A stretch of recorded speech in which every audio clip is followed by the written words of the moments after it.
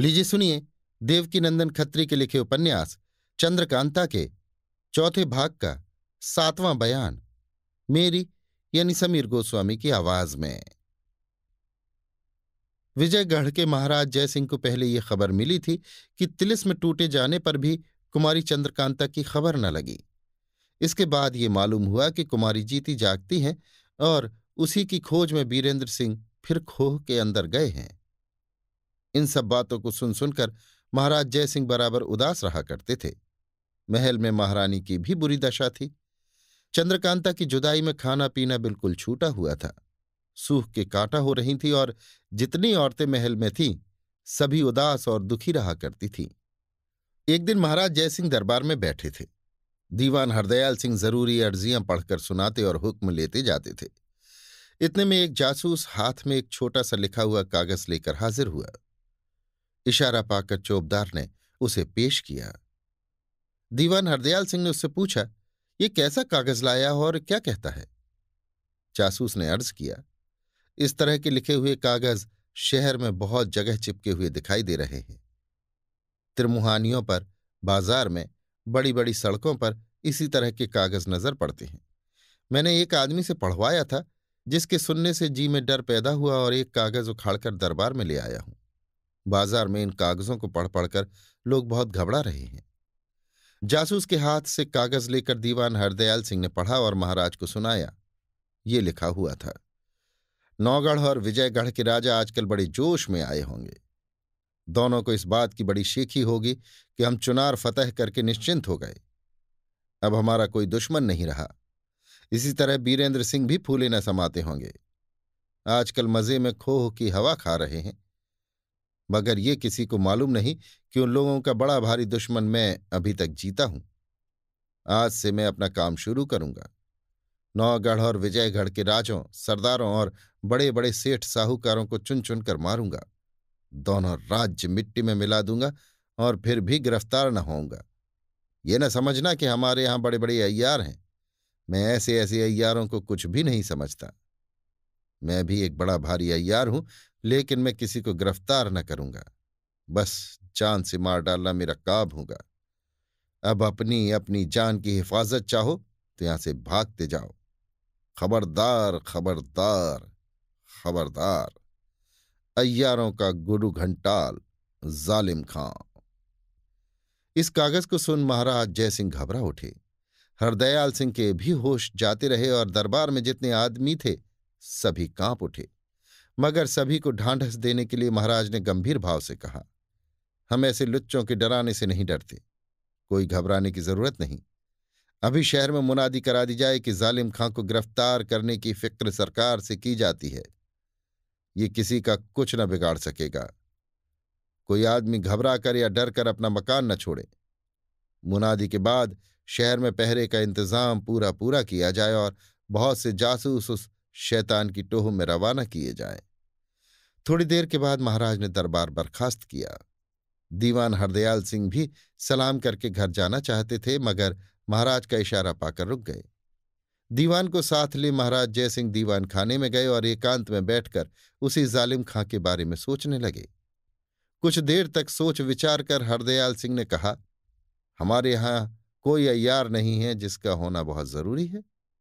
महाराज जयसिंह ने कहा, तुम इसी वक्त एक चिट्ठी यहां के हालचाल की राजा सुरेंद्र सिंह को लिखो और वो इश्तेहार भी उसी के साथ भेज दो जो जासूस लाया था। महाराज के हुक्म के मुताबिक हरदयाल सिंह ने चिट्ठी लिखकर तैयार की और एक जासूस को देकर उसे पोशीदा तौर पर नौगढ़ की तरफ रवाना किया। इसके बाद महाराज ने महल के चारों तरफ पहरा बढ़ाने के लिए हुक्म देकर दीवान को विदा किया। इन सब कामों से छुट्टी पा महाराज महल में गए। रानी से भी ये हाल कहा। वो भी सुनकर बहुत घबराई और में इस बात की खलबली पड़ गई। आज दिन और रात इस तरद्दुद में गुजर गई। दूसरे दिन दरबार में फिर एक जासूस ने कल की तरह एक और कागज लाकर पेश किया और कहा, आज तमाम शहर में इसी तरह के कागज चिपके दिखाई देते हैं। दीवान हरदयाल सिंह ने जासूस के हाथ से वो कागज ले लिया और पढ़कर महाराज को सुनाया। ये लिखा था, वाह वाह वाह, आपके किए कुछ न बन पड़ा तो नौगढ़ से मदद मांगने लगे। ये नहीं जानते कि नौगढ़ में भी मैंने उपद्रव मचा रखा है। क्या आपका जासूस मुझसे छिपकर कहीं जा सकता था? मैंने उसे खत्म कर दिया। किसी को भेजिए उसकी लाश उठा लाए। शहर के बाहर कोस भर पर उसकी लाश मिलेगी। वही जालिम खां। इस इश्तेहार के सुनने से महाराज का कलेजा कांप उठा। दरबार में जितने आदमी बैठे थे सभी के छक्के छूट गए। सबको अपनी अपनी फिक्र पड़ गई। महाराज के हुक्म से कई आदमी शहर के बाहर उस जासूस की लाश उठा लाने के लिए भेजे गए। जब तक उसकी लाश दरबार के बाहर लाई जाए एक धूम सी मच गई। हजारों आदमियों की भीड़ लग गई। सभी की जुबान पर जालिम खां सवार था। नाम से लोगों के रोए खड़े होते थे। जासूस के सिर का पता न था और जो चिट्ठी वो ले गया था वो उसके बाजू से बंधी हुई थी। जाहिर में महाराज ने सभी को ढांढस दिया, मगर तबीयत में अपनी जान का भी खौफ मालूम हुआ। दीवान से कहा, शहर में मुनादी करा दी जाए कि जो कोई इस जालिम खां को गिरफ्तार करेगा उसे सरकार से 10,000 रुपया मिलेगा और यहां के कुल हालचाल की चिट्ठी 5 सवारों के साथ नौगढ़ रवाना की जाए। ये हुक्म देकर महाराज ने दरबार बर्खास्त किया। 5 सवार जो चिट्ठी लेकर नौगढ़ रवाना हुए डर के मारे कांप रहे थे। डर था कि अपनी जान से हाथ न धो बैठें। आपस में इरादा कर लिया कि शहर के बाहर होते ही बेतहाशा घोड़े फेंके निकल जाएं, मगर न हो सका। दूसरे दिन सवेरे ही फिर इश्तेहार लिए हुए एक पहरे वाला दरबार में हाजिर हुआ। हरदयाल सिंह ने इश्तेहार लेकर देखा, ये लिखा था, इन 5 सवारों की क्या मजाल थी जो मेरे हाथ से बचकर निकल जाते। आज तो इन्हीं पर गुजरी, कल से तुम्हारे महल में खेल मचाऊंगा। लो, अब खूब संभल कर रहना। तुमने ये मुनादी कराई है कि जालिम खां को गिरफ्तार करने वाला 10,000 इनाम पावेगा। मैं भी कहे देता हूं कि जो मुझे गिरफ्तार करेगा उसे 20,000 इनाम दूंगा। वही जालिम खां। आज का इश्तेहार पढ़ने से लोगों की जो स्थिति हुई वे ही जानते होंगे। महाराज के तो होश उड़ गए। उनको अब उम्मीद न रही कि हमारी खबर नौगढ़ पहुंचेगी। एक चिट्ठी के साथ पूरी पलटन को भेजना ये भी जवांमर्दी से दूर था। सिवाय इसके दरबार में जासूसों ने यह खबर सुनाई कि जालिम खां के खौफ से शहर कांप रहा है। ताज्जुब नहीं कि 2 या 3 दिन में तमाम रियाया शहर खाली कर दे। ये सुनकर और भी तबीयत घबरा उठी। महाराज ने कई आदमी उन सवारों की लाशों को लाने के लिए रवाना किए। वहां जाते ही उन लोगों की जान कांपती थी, मगर हाकिम का हुक्म था, क्या करते लाचार जाना पड़ता था। 5 आदमियों की लाशें आ गईं। उन सभी के सिर कटे हुए न थे। मालूम होता था फांसी लगाकर जान ली गई है, क्योंकि गर्दन में रस्सी के दाग थे। इस कैफियत को देखकर महाराज हैरान हो चुपचाप बैठे थे। कुछ अक्ल काम नहीं करती थी। इतने में सामने से पंडित बद्रीनाथ आते दिखाई दिए। आज पंडित बद्रीनाथ का ठाठ देखने लायक था। पोर पोर से फुर्तीलापन झलक रहा था। अय्यारी के पूरे ठाठ से सजे थे, बल्कि उससे फाजिल तीर कमान लगाए, चुस्त जांघिया कसे, बटुआ और खंजर कमर से, कमंद पीठ पर लगाए, पत्थरों की झोली गले में लटकती हुई, छोटा सा डंडा हाथ में लिए कचहरी में आ मौजूद हुए। महाराज को यह खबर पहले ही लग चुकी थी कि राजा शिवदत्त अपनी रानी को लेकर तपस्या करने के लिए जंगल की तरफ चले गए हैं और पंडित बद्रीनाथ, पन्नालाल वगैरह सब अय्यार राजा सुरेंद्र सिंह के साथ हो गए हैं। ऐसे वक्त में पंडित बद्रीनाथ का पहुंचना महाराज के वास्ते ऐसा हुआ जैसे मरते हुए पर अमृत बरसना। देखते ही खुश हो गए। प्रणाम करके बैठने का इशारा किया। बद्रीनाथ आशीर्वाद देकर बैठ गए। जयसिंह, आज आप बड़े मौके पर पहुंचे। बद्रीनाथ, जी हां, अब आप कोई चिंता न करें। 2-1 दिन में ही जालिम खां को गिरफ्तार कर लूंगा। जयसिंह, आपको जालिम खां की खबर कैसे लगी? बद्रीनाथ, इसकी खबर तो नौगढ़ ही में लग गई थी, जिसका खुलासा हाल दूसरे वक्त कहूंगा। यहां पहुंचने पर शहर वालों को मैंने बहुत उदास और डर के मारे कांपते देखा। रास्ते में जो भी मुझको मिलता था उसको बराबर ढांढस देता था कि घबराओ मत, अब मैं आ पहुंचा हूं। बाकी हाल एकांत में कहूंगा, और जो कुछ काम करना होगा उसकी राय भी दूसरे वक्त एकांत में ही आपके और दीवान हरदयाल सिंह के सामने पक्की होगी, क्योंकि अभी तक मैंने स्नान पूजा कुछ भी नहीं किया है। इससे छुट्टी पाकर तब कोई काम करूंगा। अब महाराज जयसिंह के चेहरे पर कुछ खुशी दिखाई देने लगी।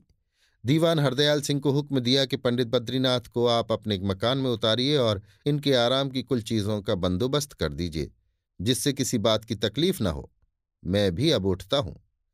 बद्रीनाथ, शाम को महाराज के दर्शन कहाँ होंगे? क्योंकि उसी वक्त मेरी बातचीत होगी। जयसिंह, जिस वक्त चाहो मुझसे मुलाकात होगी।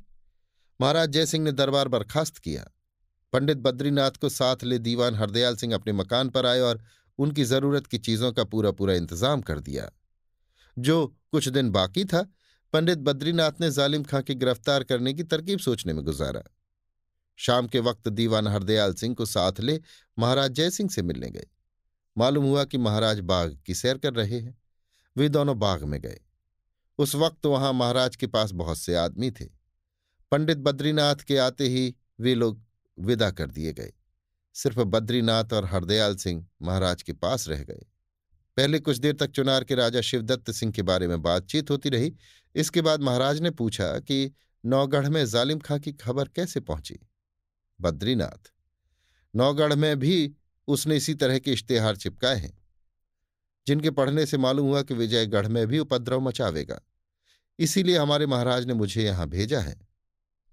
महाराज, इस दुष्ट जालिम खां ने वहां तो किसी की जान न ली। बद्रीनाथ, नहीं, वहां अभी उसका दांव नहीं लगा। अय्यार लोग भी बड़ी मुस्तैदी से उसकी गिरफ्तारी की फिक्र में लगे हुए हैं। महाराज, यहां तो उसने कई खून किए। बद्रीनाथ, शहर में आते ही मुझे खबर लग चुकी है। खैर, देखा जाएगा।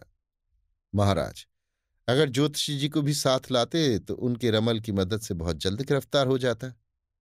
बद्रीनाथ, महाराज, जरा इसकी बहादुरी की तरफ ख्याल कीजिए कि इश्तेहार देकर डंके की चोट पर काम कर रहा है। ऐसे शख्स की गिरफ्तारी भी उसी तरह होनी चाहिए। ज्योतिषी जी की मदद की इसमें क्या जरूरत है। महाराज, देखें वो कैसे गिरफ्तार होता है। शहर भर उसके खौफ से कांप रहा है। बद्रीनाथ, घबराइए नहीं, सुबह शाम में किसी न किसी को गिरफ्तार करता हूं। महाराज, क्या ये लोग कई आदमी हैं। बद्रीनाथ, जरूर कई आदमी होंगे। ये अकेले का काम नहीं है कि यहां से नौगढ़ तक की खबर रखे और दोनों तरफ नुकसान पहुंचाने की नीयत करे। महाराज, अच्छा, जो चाहो करो। तुम्हारे आ जाने से बहुत कुछ ढांढस हो गई, नहीं तो बड़ी ही फिक्र लगी हुई थी। बद्रीनाथ, अब मैं रुखसत होऊंगा, बहुत कुछ काम करना है। हरदयाल, क्या आप डेरे की तरफ नहीं जाएंगे। बद्रीनाथ, कोई जरूरत नहीं, मैं पूरे बंदोबस्त से आया हूं और जिधर जी चाहेगा चल दूंगा। कुछ रात जा चुकी थी जब महाराज से विदा हो बद्रीनाथ जालिम खां की टोह में रवाना हुए। अभी आप सुन रहे थे देवकीनंदन खत्री के लिखे उपन्यास चंद्रकांता के चौथे भाग का 7वां बयान, मेरी यानी समीर गोस्वामी की आवाज में।